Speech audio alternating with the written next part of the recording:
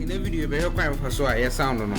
A high PC sound you be fix. You obey any say Boko device manager no.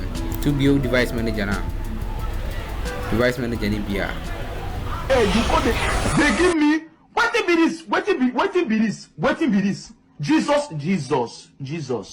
Haha, blood of Jesus. To Babako audio no microphone right click now ko update.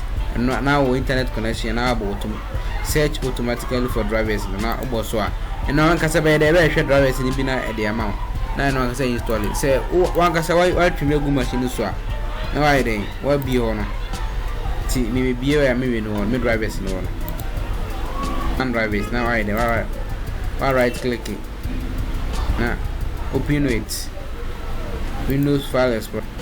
Bia na atwena ko auto run no bia na ko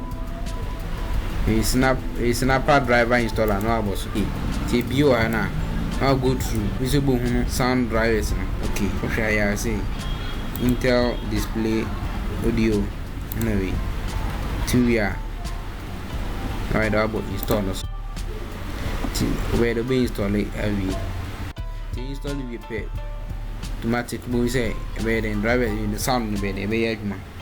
Okay guys, me just say we na a bit my volume no ma so you know who device in the sound na ba on say me sound na dey aba. So I hope said this video be bo Ghana ni bia na so bia we use PC apa so install it na sound drivers our machine on how bia ba ho. So when you video you subscribe to this channel na we the video set say be eba egu akwan eba.